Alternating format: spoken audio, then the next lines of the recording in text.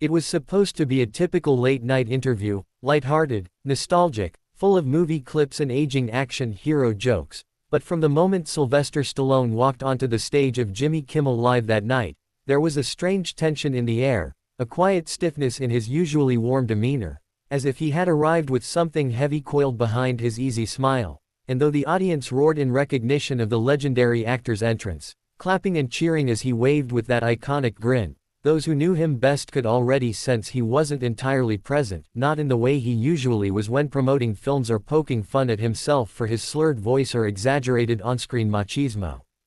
Kimmel, ever the cheeky host, began with the usual warm-up, questions about Stallone's fitness routine at 77, what he eats for breakfast, jabs about Expendables 9, and whether he plans to keep fighting terrorists with canes and wheelchairs. But Stallone's answers were clipped, his laugh delayed, and his gaze occasionally drifting somewhere far past the cameras.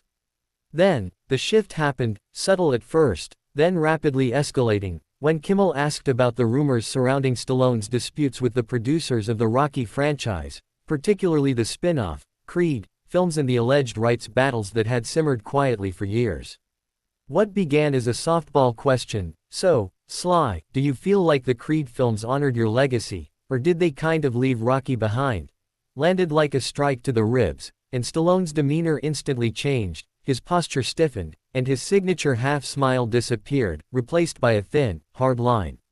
"You wanna go there?" he asked, his voice no longer playful, now gravelly with a touch of wounded pride, and Kimmel, not realizing the landmine he had stepped on, chuckled and tried to diffuse the tension with a sarcastic jab about Hollywood and contracts, saying something like, "Hey, you know how it is, nobody owns anything in this town except the lawyers." But Stallone didn't laugh. Instead, he leaned forward, stared straight into the camera as if speaking not just to the studio but to the world, and launched into a rare, unscripted tirade about the exploitation of artists, the betrayal he felt from studio executives, and the pain of watching a character he created, nurtured, and lived through for decades being treated like a franchise asset, instead of an extension of his soul. He spoke of how Rocky had come from his own life, his struggles, his failures, his raw, gritty pain, and how, despite the global recognition, he had never been given ownership of the character that defined his legacy. Kimmel, visibly rattled and uncertain how to respond, tried pivoting to a light-hearted clip from Stallone's new TV project, but Sly wasn't done. He continued, now addressing Kimmel directly, questioning the nature of late-night television, of how hosts like him made careers out of joking about serious subjects, of mocking celebrities when they were vulnerable, and though Kimmel tried to hold his ground, replying with a mix of sarcasm and forced civility, Stallone's eyes narrowed and he said something that would instantly go viral. "I've been punched in the face by professionals and kept standing, but it's the quiet digs, the smug laughs, the Hollywood backpats that make you want to throw in the towel." The studio audience went uncharacteristically quiet, unsure whether this was an elaborate bit or the unraveling of something real, and Kimmel, realizing he had lost control of the interview, awkwardly attempted to wrap it up, saying they were out of time, but Stallone stood up, mic still clipped to his collar, and walked off stage without another word, leaving behind only silence and a camera crew unsure whether to cut to commercial or keep filming. The moment was as surreal as it was explosive. Within minutes, clips of Stallone's walkout flooded Twitter, TikTok, YouTube, and Instagram, accompanied by hashtags like #Stallone storms out, #SlyUnfiltered, and #KimmelConfrontation, and while some viewers accused Stallone of overreacting, the overwhelming majority sympathized with his frustration, particularly artists and creators who saw in his anger a mirror of their own disillusionment with a system that monetizes creative spirit while discarding the people behind it. In the following days, Stallone released a statement, not through a PR firm, but on his personal Instagram, with no filter, no polished graphic design, just a black background and white text reading, "I'm tired of pretending. Rocky isn't just a character. He's me. And watching what's happened to him is like watching pieces of myself be auctioned off." The post received millions of likes, hundreds of thousands of comments, and sparked a broader conversation across the industry about intellectual property rights, actor exploitation, and the quiet war between creators and the corporate systems that profit off their work. Even celebrities who normally stayed silent began speaking out. Keanu Reeves, Viola Davis, Quentin Tarantino, and even old-school legends like Martin Scorsese and Francis Ford Coppola posted messages of support, some vague, some explicit, all circling around the same theme. Maybe Stallone just said what so many had been afraid to. As for Kimmel, he tried to recover with humor on the next night's show, playing back the clip with sound effects, mocking edits, and awkward chuckles, but it didn't land. The audience's reaction was muted, and online backlash only grew, with many accusing Kimmel of belittling Stallone's pain for ratings. Think pieces exploded across major outlets. The Atlantic published, "The day late night got too real." Variety ran with, "When Rocky fought Hollywood," and even the New York Times wrote an editorial exploring the emotional toll of long-term creative loss, citing Stallone's meltdown as emblematic of a larger cultural wound. And yet, Stallone didn't fade back into silence. He doubled down, appearing on podcasts, artist panels, and independent interview shows, where he spoke candidly about his early struggles, how he sold his dog to stay afloat, how Rocky was rejected 30 times before getting made, and how every fight he filmed felt like a metaphor for keeping his soul intact in an industry built to strip it away. The public, captivated by this raw, unfiltered version of Stallone, began revisiting his old interviews, watching him with fresh eyes, not as an action hero or a punchline, but as a man who had survived something far more brutal than any fictional ring, Hollywood. And somewhere in the background, quietly but undeniably, discussions began happening inside the studios, about creator rights, legacy protection, and how the industry might avoid another public disaster like the Kimmel-Stallone moment. Meanwhile, Stallone began funding a scholarship for young screenwriters, titled The Underdog Fund, aimed at helping artists retain ownership of their ideas, their characters, their voices, and in doing so, he did more than walk off a set. He walked into a new chapter, not just for himself, but for a generation watching closely, learning that sometimes the most heroic act isn't fighting in a ring or blowing up villains on screen, it's standing up for your own story when everyone else wants to rewrite it without you. The shockwaves from Sylvester Stallone's dramatic exit didn't fade. They evolved, deepened, and took on new forms as the world, already primed for conversations about ownership, artistic integrity, and celebrity vulnerability, latched onto the moment with unexpected ferocity, and over the next several weeks, the late-night TV circuit, typically a carousel of light banter and promotional fluff, was forced into an uncomfortable reckoning as guests and hosts alike began addressing the elephant in every green room. The line between humor and humiliation, between public personas and private wounds, and whether this industry ever truly made space for emotional truth. Other celebrities who had been on the receiving end of awkward interviews or tone-deaf jabs now came forward with their own stories, not with the venom of cancel culture, but with the introspective edge of a collective wake-up call.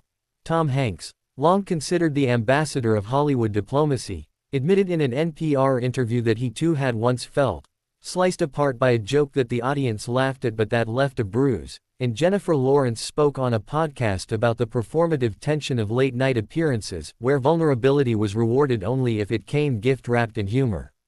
Amid this cultural shift, Stallone, once pigeonholed as a relic of 1980s machismo, found himself reframed by the public not as a man past his prime, but as a creator reclaiming his narrative. His Instagram, once dominated by gym videos and nostalgic movie posters, now became a platform for long, reflective captions about fame, failure, creative regret, and personal redemption, and fans devoured every post as if reading the memoir of a man finally free from Hollywood's filtered facade.